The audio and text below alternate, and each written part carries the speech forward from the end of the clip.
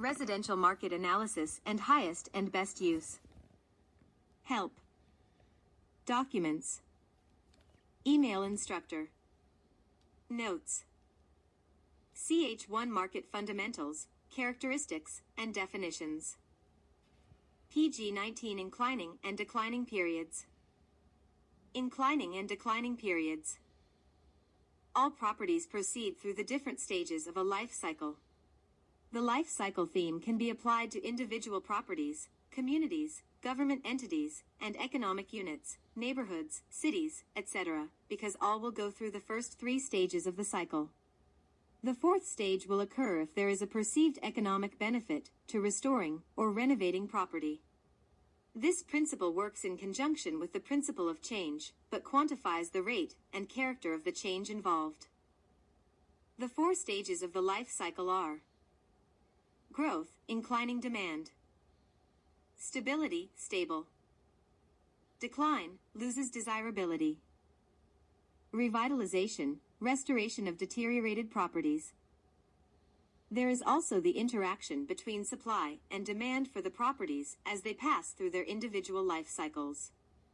If we look at a market area that is ideally located within the circle of good amenities, with readily available community services, the continued growth cycle will dominate values in the neighborhood. The demand for properties will extend the growth portion of the neighborhood life cycle. As long as demand continues for properties in this particular market area, property values will continue to escalate and exhibit an optimistic outlook for the neighborhood. The problem for appraisers is that the growth cycle may have passed before they realize that the next cycle is upon them. Since appraisers normally look at historical data, and the market determines the evolution from one cycle to the next, the market's cycle may already have changed by the time the appraiser analyzes and documents it.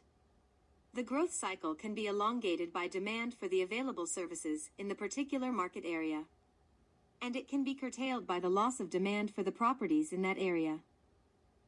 In the 2nd stage of the life cycle, the properties are adjusting to a more stable environment, with demand and supply trending toward equilibrium, balance, in the neighborhood. We generally say that equilibrium is achieved when supply is slightly more than the demand for the product. This is the way the market remains in a check and balance position. It is in the first portion of this 2nd stage of the life cycle that property values may be at the top of the value range for the neighborhood. As equilibrium settles into the market area, the range of prices of the properties stabilizes. Up to this point, we have focused on the aspects of supply and demand for the changes in the life cycle. Certainly the forces of the market predominantly affect values in a given market area. But physical age and condition of the properties, together with their upkeep, will also determine the position of the life cycle for the neighborhood and the individual properties. Once again, the question is, when does the life cycle begin to change from the 2nd cycle and slip into the 3rd? To answer that question, we must consider the age, condition, and upkeep of properties in the neighborhood. When a property's age begins to extend, and routine maintenance does not keep pace with the aging structure, the life cycle is making a transition from one stage to another. This change is not noticeable at first glance. But on closer inspection, it becomes apparent that little things are not being cared for. Upkeep is not keeping pace with those minor items that need attention. The condition of the property is beginning to change, which signals that the change probably has already taken place for the individual property. The property, and maybe the neighborhood, has quietly slipped into the 3rd phase. All properties, neighborhoods, communities, and market areas proceed through the 3 phases of the life cycle.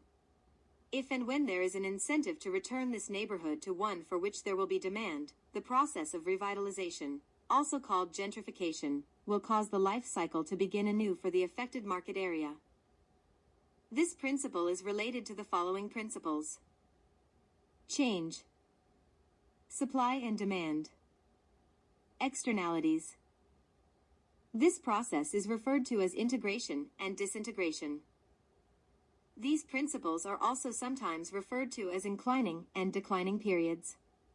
The growth state is the inclining part of the cycle, and the decline period is, obviously, referred to as the declining part of the cycle. End of page. Chapter start. 12%.